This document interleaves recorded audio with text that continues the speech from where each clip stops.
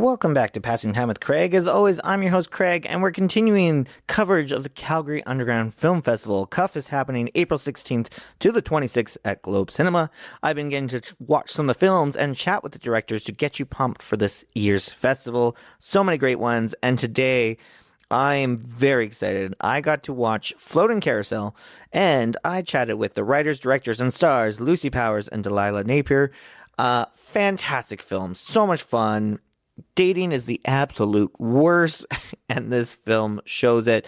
And it's a great film, a little ensemble piece, a lot of comedy, a lot of heart. I absolutely enjoyed it. It was a great time. It's having its international premiere April 24th at the Globe Cinema. It was great chatting with Lucy and Delilah. We're going to talk about working together, finding that partner and collaborating in films and different projects, writing comedy, how dating is the worst, and what it's been like as people are starting to watch it and their first time coming to Calgary for the international premiere. So enjoy my conversation with Lucy and Delilah.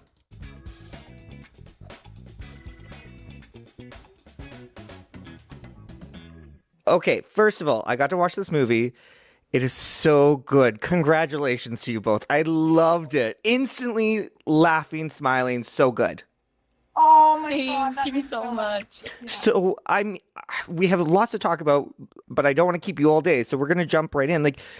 Let's start off with your guys' relationship. Where did you two meet, and how did you know that you were the people? Because this is your second feature together. You've done some other projects together. When did you decide and realize this is my person to be creative with?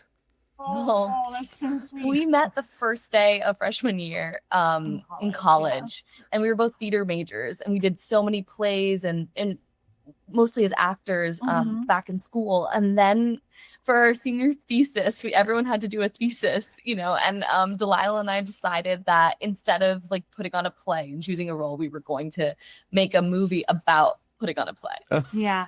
But to be fair, we were friends. That's because we actually recently went back to our college to show the film, which was really fun. And people, they were like, "Oh, how did you guys find each other as collaborators?" And it's not like we were friends.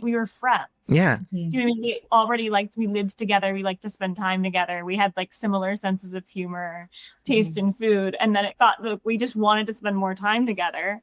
So then we wanted to conjoin on a thesis project, and that's what now we're collaborators. Yeah. It crept up on us. Yeah. But I mean, the entertainment industry's always had these great, strong relationships of, you think of people like Adam Sandler and always using his friends. You have Judd Apatow's crew. You have all these fantastic people. They're always collaborating together. Saoirse Ronan and Greta Gerwig. What do you think it is that helps you when you find those people that you want to keep working with? That's I think totally a similar sense of humor. You're laughing at the same things. Yeah. You find the world interesting. Something bad happens and you just start laughing. Yeah. I feel and then with time, you just those that connection develops deeper. So you can't just, it's not replaceable really. You know what I mean? You now that we've made 4 projects together for films, those are now our shared history. So we have such a shared language with all of that. Yeah. And do you always agree on every joke, or is there sometimes one of you's come on, this is good, this will work, trust me?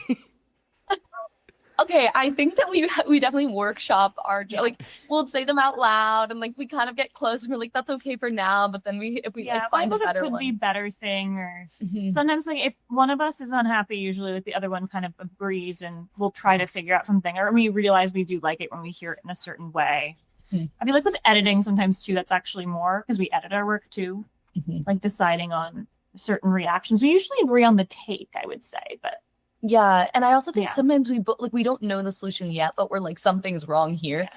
Yeah. We're not sure exactly how to change it, but we both agree there's a problem, which I think is helpful. Yes, that's very helpful. And I mean, I keep talking to all these directors for CUF here, and you guys are in the same category of writing, directing, editing, acting. This is a lot of hats you got in this film. What is that like to wear so many different hats? exhausting, but also in a way easier because you know it's being done. Yeah. Exactly. If something doesn't happen, you can only blame yourself. But it is a lot. It is a lot. For this film, so like you saw, and there's a lot of different locations. And like, we just wanted it to be like that. We wanted it to like spill out over New York and have so many characters and locations. And then also we took on the responsibility of like finding all those locations. It's like we did it unto ourselves, so we had to then like find it. Yeah, this is your fault. We're like, this is not $1 million movie. We can make this for UPA. You know, we are very much trying to be as grubby as possible, which it's like that means that you can't just outsource it to a location manager because we had to find every favor we could. Yeah. For our location. And it's so impressive, like everything you do. So, you know, I love these types of films where, you know, you think of some of the more well-known ones like your Love Actuallys, your Valentine's Day, where it's all these like kind of interconnecting stories. You have your main characters, but you have these other characters going on side quests. When you're writing the script, and then are you being very cautious and having to basically be like, okay, well, where is this person? Could this person be in this scene right now, or is they doing this other things? Like, how do you keep track of everybody when you've got so many characters?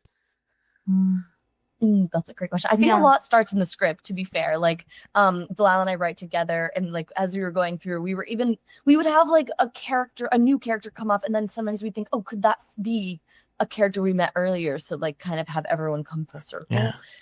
Yeah, exactly. Like that, a lot of it in the script work, we ended up because we knew we wanted to follow through and everyone have an arc, but then we tried to making Raoul the news anchor, the man with the kicking fetish. Yeah. Like that was something we discovered in the script, like in a later draft. We were like, wait. And that's what happened. He used to not be a news anchor at the cabaret. That was just another random man. And we were like, oh my God, we should just put a little, plant a little seed that's what he does as a job in that scene with him, and then see him do it later because we knew we were going to have a news anchor. Yeah. So there were like little kind of eggshells like that. What Easter eggshells? It feels like eggshells. We just came off of Easter, as you can tell. Once you start doing it with one character, you're like, oh my God, could this like random man on a street be a character we met earlier? You like can't stop. Yeah. And that was sort of the theme of the film, though, with the carousel, like the rotating cast that keeps because New York can feel very like it's a small town, even though it's this huge city. Yeah. And I always find it so impressive. New York is compared to a lot of other settings for movies. New York is such a character, and it's one of those ones where everybody knows it. Even if you've never been to New York, you know what it's like. But I always love when it is a very New York film, but it feels so universal. And I think it comes down to the storytelling. And I mean, obviously, some of the things, the kicking fetish, that was new to me. But there's. I don't think it's unusual. That's why we put it on screen. I don't think it's very. It's probably new to a lot of people. I hope. I don't know. Each their own. Yeah. If you find you're crazy, they can do that. But there's so much there's so much that people can kind of relate to this film. And so, correct me if I'm wrong. This was kind of inspired after, dating in the post-pandemic world, which is a whole different thing. That's real fun. That's kind of what inspired this film, right? Yes, definitely. I mean, that date that we both of our characters go on in the movie, and like not to give too much away, but that really happened to us in real life. Like our first Hinge date was with the exact same man. In the city of like 8 million people, it was crazy that we both had, and like not only the same man, but also this man who has like this detailed script that he follows with like the ultimate hope of getting the people and back. It wasn't until I was in his apartment that I realized this was the same man she was telling me about, like literally earlier that week. And I'm terrified. All those text exchange is almost true. Like we looked back and found like word for word. Yeah. And we always thought that would be a great short of just kind of a weird, but then by the time we were writing it, we wrote the script during the writer's strike pretty much, just because we wanted to do something we could maybe do on our own. And we kind of realized we wanted to make this a bigger story because there was like the kicking fetish story we had heard. There's like all these other crazy date stories, and we wanted to put them all into one to make a sort of dating epic of the malaise of dating today, sort of. when you start with a short film, but you really want to add your kicking fetish story, so you like have to make a feature. That old tale. Oh, That's why Jurassic Park exists. Is they're like, you know what, we've got this short, but let's involve a kicking fetish, and then that got cut, unfortunately. Praise now for floating carousel. Exactly. Ready. Yeah. But, and I mean, I hate dating. Like, my friends, all my married friends are always like asking me, like, what's dating like? Dating's the worst. And I also say, like, this is evident why no one chooses to be gay, because I would not want to date men, but I unfortunately have to, because that's what I'm into. So I'm seeing this stuff and I'm going, yeah, no, this is all weirdly real, and I can connect with something. And that's, I think, what makes it so universal. And we just have to laugh at it, right? Yeah, exactly. No, exactly. Cathartically, yeah. Yeah. We kind of joke that like people in relationships can watch the movie and feel like, oh, good, I don't have to deal with that right now. And then people who aren't are like, oh, I feel seized, like I'm going through that. And then you fall off the carousel. So sometimes you have to get right back on. You might think you're in a stable thing, and then you're like back in the scene. So, but also nothing's ever really that stable. I think, you know what I mean? Like even people in relationships relate to everything in it. Like I think it's And luckily, I think that people of all ages have really appreciated it. Like people, even like we had a person who was in their early 80s who came to our recent screening in LA, and they loved it. Really? Like I think there was, even though it feels particularly apocalyptic right now, I think in this world we're living in, I do think there's always like, the misconnections and people being weird and fetishistic around their dating lives and using people recreationally for their own, like just to kind of feed their loneliness in a moment. That's like been a tale as old as time. And we just kind of did our modern, take on it as how it's feeding us right now. But and we then screened it for college students last weekend. And that was also, it was interesting just to hear the differences. Because in some ways I almost think like maybe like the people right after college and older people, but then those people loved it too. It's like certainly in other, I think like once you've gone through this dating scene, like there is a bit more more relatability of like, that's oh what god, we were thinking. But then they also after were so nice. So because it's just, you did such a great job with it, ladies. Like it's so much fun, and you really get invested in your characters, and then these random people come in for just like drive-by scenes that are so fantastic. Like I wrote down, because I just I don't want to spoil things for people, but there's a point where a character says like, and just in this like such sincere way, she's on the panel and she says ethical porn, and then like drop some other bombs, and just the performances is just so fantastic. And it's just, you can see people like they're caricatures, but they're real and grounded. And so I think that's a testament to your writing. Oh, thank you. Well, another little Easter egg that only Delilah knows is like, and this is the scrappiness of indie filmmaking, but like instead of, we literally went to a panel that like was basically about like all the like monetization of porn. I thought it was like about porn. I thought it was for porn addicts. Not that porn. I think that's what it was called. And I obviously was like, oh, this sounds, I kind of want to see it. Yeah.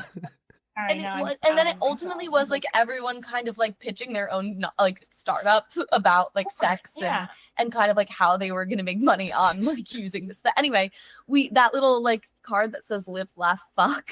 Now it's mean that the character's like pulling out of a gift bag that literally was given to us at the sex panel, and like we were like, oh great, we don't have to like make a prop, we can just bring this thing that we like already have. Well, and again, the cast is amazing. Do you enjoy finding those people? Is it a lot of work to like go through and find actors that are going to take the words you've written and create characters that people want to watch? Because again, the script can be amazing, the direction can be amazing, but if you get the wrong actor in the role, we've seen it in movies and shows before. Your cast is fantastic. Thank you. Everyone's New York based, which was great. And I think like we were really we wanted almost everyone to audition, at least who was like so we were getting we used casting directors for some of the roles, and like especially the young leads, and there were some that was like, okay, this person's offer only, they don't audition, and we were like, okay, but even though they have a lot of credits, we just want to make sure like everyone's perfect for the role. So we did like see almost everyone, at least in the younger ensemble, like audition for the but roles. actually the majority, I would say almost of the roles, were people we just immediately offered it to, like the smaller roles, people we knew, friends, like people we had, I had done readings with, or played, like, it was just a lot of New York. Both my parents are in the cabaret. Oh, really? Yeah, and a lot of it was like a family, like Lucy's brothers playing piano for my dad, who's singing opera. Like we wanted like a certain people in it for sure, and then like the bigger parts we auditioned. Yeah, but well, I'm so glad you liked all the different characters. We love, like, we're just so happy that all those actors came to the project.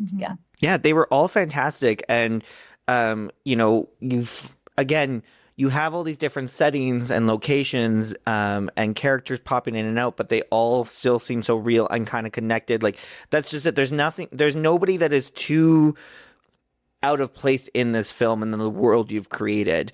But I'm interested to know, do you enjoy filming on location, like filming on the streets of New York? Is that fun? Is it just madness? Did you go, why did we have so many scenes on the streets? No, it was actually we hadn't, because I think we were very low budget. The mayor's office was really lenient with us, and we basically paid like a weekly fee for street permits, which was pretty low. And then they allowed us to shut down certain streets only a few times when you're doing like those night running streets scenes.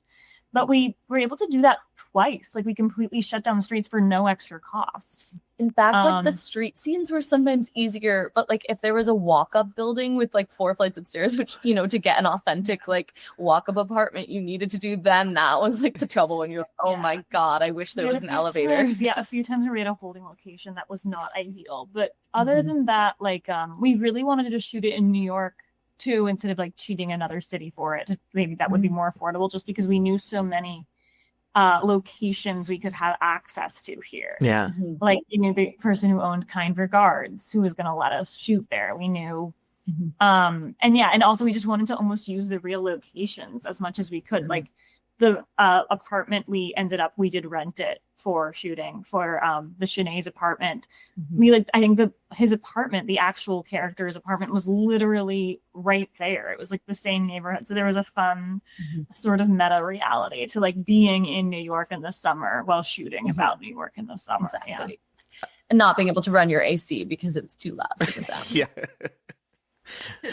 I know my apartment gets really hot, and so it's summertime when I'm trying to record. Like, I have to have the windows closed because like people are mowing their lawns. There's just so much noise and traffic, and I'm just like sweating in my apartment as I'm recording the podcast. Like, this is fun. Yeah, exactly. I think we do it for ourselves, our craft, right? And also, as we mentioned, Shanae,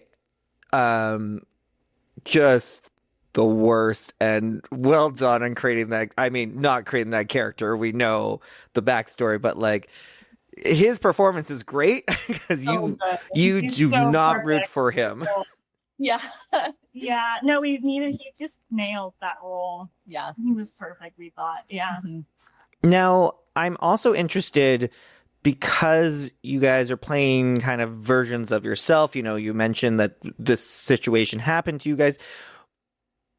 How do you find the right balance between not just being yourself in this role, because you are playing this character, and your guys' relationship, is clearly the same in the movie as in real life, of this great best friendship. How do you find that balance between being the character and being Lucy, being Delilah? It's a good question. Okay. I think sometimes, like, because a 3-hour, what actually happened for 3 hours in length, like a conversation that was a 3-hour conversation, is diluted into like a 5 to 8 minute scene. Yeah. There's always like the feeling like, oh, I don't know if this like this is just like the essence of me, or like this is sort of like a archetype of this person. But since it was so also focused on specific moments of dating, I don't I do think we were a little bit of heightened satirizations of different moments. Like it was like it's a satirical film. And watching it now is like funny sometimes. It's like you get you cringe more, I think, than maybe other things because you've been in those situations. It's like, oh, why would I? It's like watching yourself objectively. You sometimes seem like a bumbling clown to yourself. Doing, oh, what was I? It's embarrassing. Yeah, it's like hazing yourself. It's like, I think we were kind of, because we're making fun of dating in New York, we were also sort of making fun of ourselves. And because of that, and it was the characters in those moments and ultimately what we brought to it. But again, it's like it's us in certain moments, and it's not fully us. It's all is characters. Yeah. You know, we have elaborated a bit on that's why these podcasts or like talks are so helpful for us, because we can actually express all of the different things. And it's like, don't worry, I'm not just that like scene. Yeah, I never actually broke into a laugh and wanted to. Yeah, invade me. Was that not to spoil? Not to spoil things though, but was that like fake bugs, CGI bugs, or like did you have real bugs at times? VFX. Wow. It was all fake. I'm so happy that you think that they're real, because we really spent a long time trying to make those look like the way they did. And we always joke, like, when you're an indie film, like, you don't really have leverage, because you can't be like, okay, I'm going to give you like, you know, this amount more money and then you can get it to me next week. You always just have a stern email and only be like, hey, do you have any more of the bug shots? It's been a month. But no, our VFX artist, Daniel, did great job. Yeah, fantastic. All right, well, so we're having the international premiere at the Calgary Underground Film Festival. You've already started to screen it for some people, college kids. How are they squirming in their seats? Are they like, and how are you feeling as you release your projects to the world and you're like, it's no longer just my baby, now the world gets to see it? Oh, it feels really exciting. Like with the bug stuff, it does feel like you people are squirming, which we were so relieved by, because to us they looked so fake for so long. Yeah. And even like at the end, we can tell they're not real. I think because we were so in the process, because ultimately those shots were just that to feel people like crawl in their seats, and we were so scared to show it at its premiere in Woodstock in October. Yeah. And after that we had way more confidence in it because the reception was really good. Yeah. We were like hiding during it. But this will be our international premiere, so we're really excited to like hear what people from different part of just a different area feel watching it. And it's our first time to Calgary too. Oh, nice. So it's really exciting. And I also feel like attendees of Cuff like know that they're in for something like a little kind of offbeat, and which is exciting too. So I'm really excited to talk to people after. Yeah, the Cuff audiences are just amazing, and Calgary, I love that we get these films and people are going out to it because it's so much fun to see different things. And everyone always talks about the fatigue of like superhero movies or sequels and reboots, and Cuff is one of those things, or a lot of film festivals have these opportunities for you to see different unique stories like your own stories, and I think that's what audience is going to really relate to it. Oh no, that means so much. We hope, we love to get the experience, and that's partly why we are happy to be doing these festivals, and we want to really try to have a theatrical run, at least in New York and maybe a few other cities, just because I do think it's a film that people appreciate watching with a crowd. It like becomes more alive. So yeah. And do you enjoy watching it with other people, or are you guys waiting in the lobby the whole time?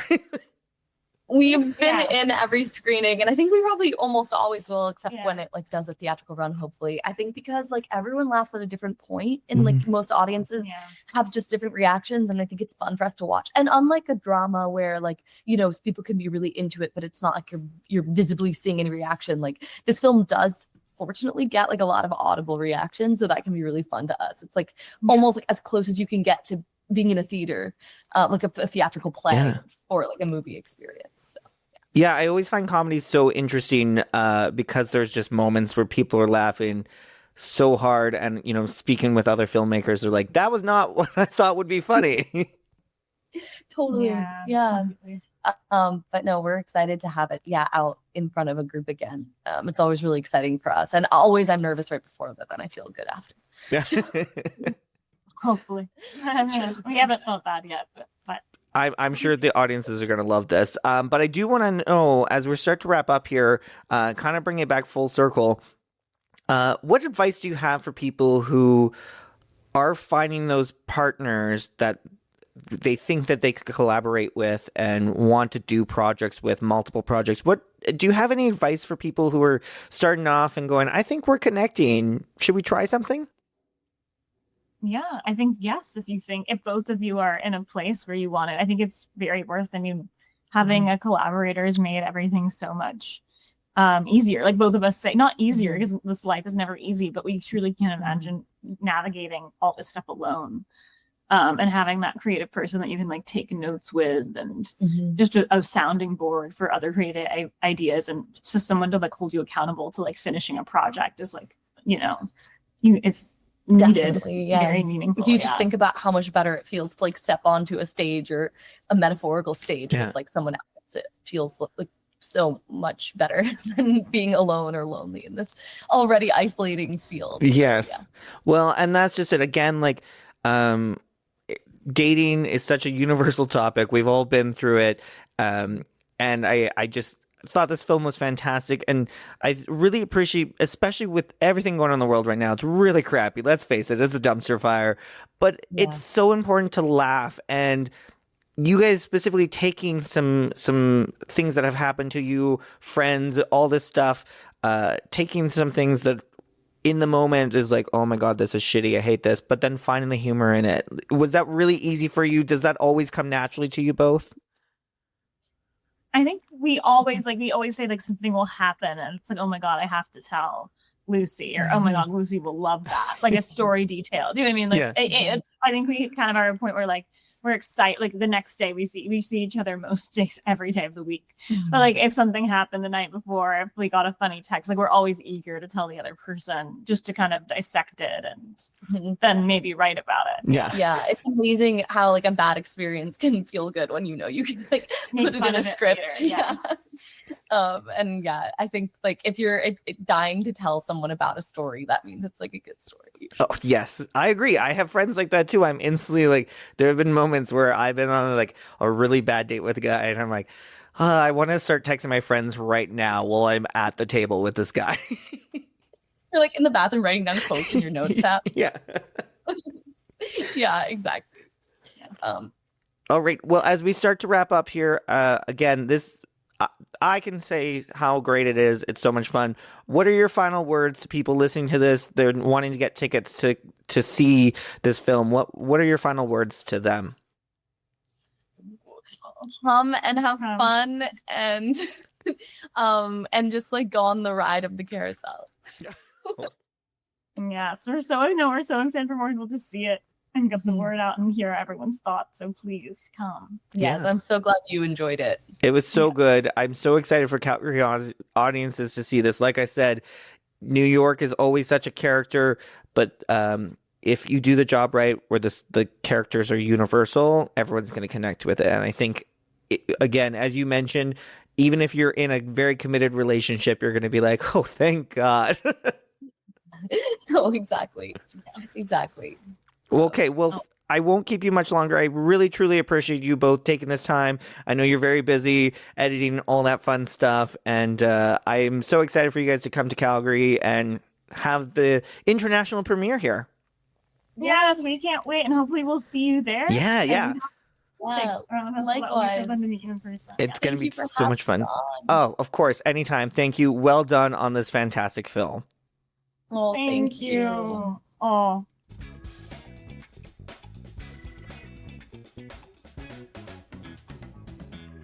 Thank you so much, Lucy Powers and Delilah Napier, writers, directors, stars of Floating Carousel, having its international premiere April 24th at 7 p.m. at the Globe Cinema, part of the Calgary Underground Film Festival.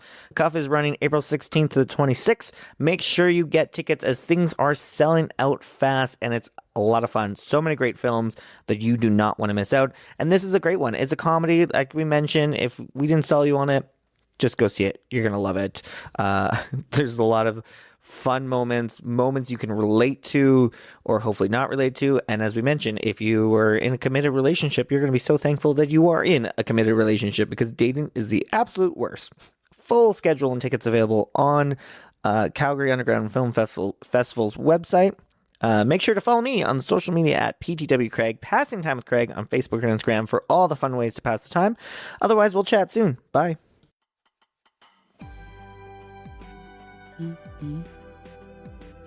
Mm-hmm.